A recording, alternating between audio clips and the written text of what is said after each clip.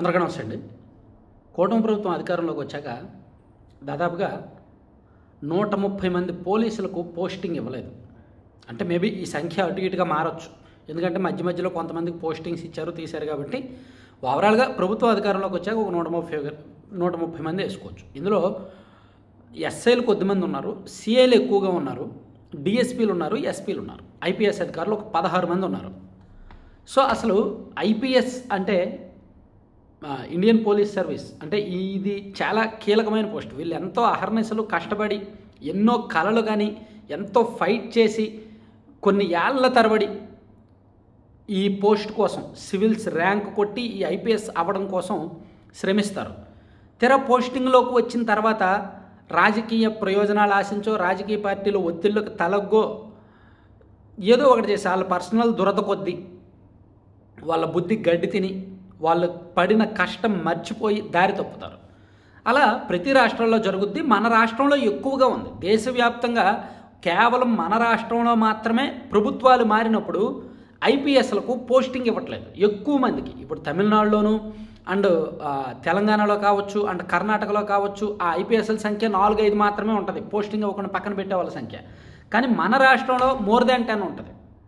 Even కూటమి ప్రభుత్వం అధికారంలోకి వచ్చాక 16 మంది ఐపీఎస్లకు పోస్టింగ్ ఇవ్వకుండా ఆపారు. ఆ తర్వాత కాలక్రమేణా ఒక 5-6 ఇచ్చారు.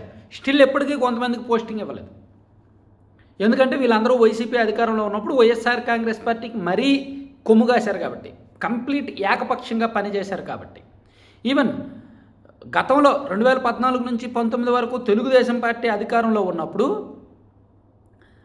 వాళ్ళకి ఏకపక్షంగా పనిచేసిన వాళ్ళని జగన్మోహన్ రెడ్డి గారు అలాగే పక్కన పెట్టారు. ఉదాహరణకు ఏబి వెంకటేశ్వరరావు గారు, అలాగే జాస్తి కృష్ణకిషోర్ గారు ఐఏఎస్ అనుకుంటా ఆయన, అలాగే కోయ ప్రవీణ్ గారిని కొన్నాళ్ళు పక్కన పెట్టారు, అలా రాజశేఖర్ గారిని కొన్నాళ్ళు పక్కన పెట్టారు. ఇలా కొంతమంది ఉన్నారు.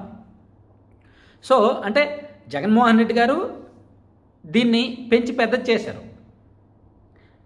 కూటమి అంటే ఐపీఎస్లో రాజకీయ విభేదాలు చూసి వాళ్ళ రాజకీయ పెద్ద అంటే టీడీపీకి అనుకూలంగా పనిచేశారు అనే అభియోగాలను ఐపీఎస్లను వేధించి పోస్టింగ్లు ఇవ్వకుండా తనకు నచ్చిన తన పని చేస్తున్న ఐపీఎస్ల చేత తప్పుడు పనులు చేయించారు. రాజకీయ ప్రయోజనాలకు వాడుకున్నారు, కక్ష సాధింపులకు వాడుకున్నారు. అలా జగన్మోహన్ రెడ్డి గారి అధికారంలో ఉన్నప్పుడు ఆయన చెప్పిందంతా గుడ్డిగా ఫాలో అయ్యి వైసీపీకి భజన చేసిన ఐపీఎస్లకు కొంతమంది ఇప్పుడు పోస్టింగ్ లేకుండా ఉన్నారు. సో వాళ్ళు ప్రస్తుతం ఎక్కడున్నారు, వాళ్ళ పరిస్థితి ఏంటనేది మనం చూస్తే నిజానికి కొంతమంది ఐపీఎస్లు అప్పట్లో గుంటూరు ఎస్పీగా పనిచేసిన అమ్మిరెడ్డి గారి మీద బాగా విమర్శలు వచ్చాయి. ఆర్ఎన్ అమ్మిరెడ్డి గారి మీద.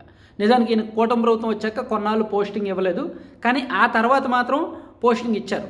డీజీపీ ఆఫీస్లో ఇచ్చారు, సమ్ అడ్మిన్ వింగ్లో.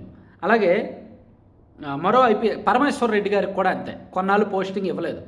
ఈయన కూడా తిరుపతి జిల్లాలోనూ అండ్ ఇంకొన్ని జిల్లాల్లో ఎస్పీగా పనిచేశారు. ఈయనకు కూడా చాలా కాలం పాటు పోస్టింగ్ ఇవ్వలేదు కూటమి వచ్చాక. ఆ తర్వాత ఈయనకు సిఐడి విభాగంలో పోస్టింగ్ ఇచ్చారు.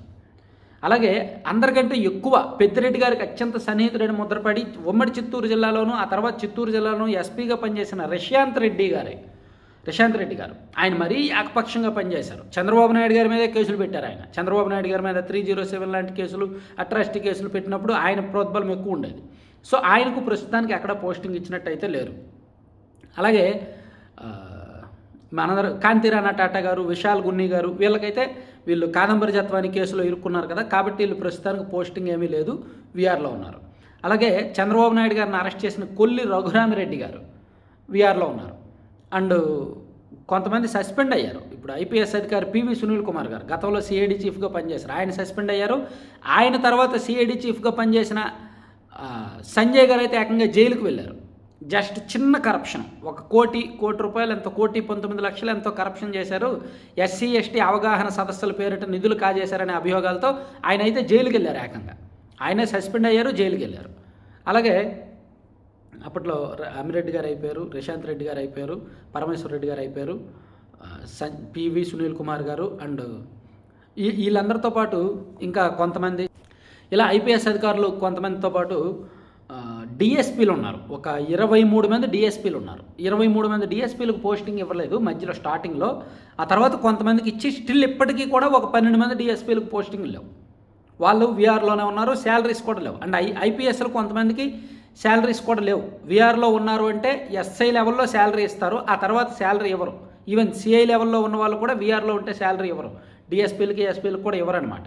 సో అప్పుడు గత ప్రభుత్వం వైసీపీ అధికారంలో ఉన్నప్పుడు ఇవ్వలేదు. ఈవెన్ ఇప్పుడు కూడా కూటమి ప్రభుత్వం యాక్చువల్లీ హోంమంత్రి గారు అయితే ఇస్తాము అని ప్రకటించారు కానీ ఇవ్వట్లేదు అనమాట. అందుకే వీళ్ళకు మద్దతుగా వైఎస్ఆర్ కాంగ్రెస్ పార్టీ ఎంపీ గురుమూర్తి గారు హైకోర్టులో ప్రజా ప్రయోజన వ్యాజ్యం వేశారు, పబ్లిక్ ఇంట్రెస్ట్ బిల్ వేశారు. దాన్ని హైకోర్టు కొట్టేసింది.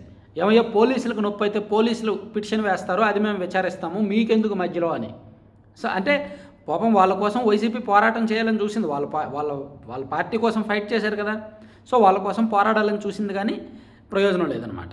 సో ఇందులో మనకి ఇక్కడ ఆశ్చర్యకరం ఏంటంటే ఇప్పటికే మన రాష్ట్రంలో పోలీసులు కొరత ఉంది, బ్యూరోక్రసీ కొరత ఉంది, అయినా సరే ఉన్న వాళ్ళని వినియోగించుకోవట్ల, వాళ్ళని ఖాళీగా కూర్చోబెడుతున్నారు.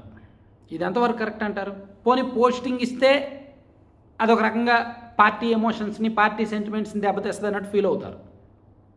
అప్పటికే కొంతమందిని ఒక 3-4 నెలలు పక్కన పెట్టి పోస్టింగ్ ఇచ్చారు, ఇవ్వడానికి కూడా కొంతమంది టీడీపీ వాళ్ళు తట్టుకోలేకపోయారు.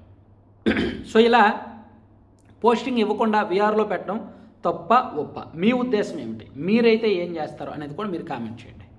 Thank you very much.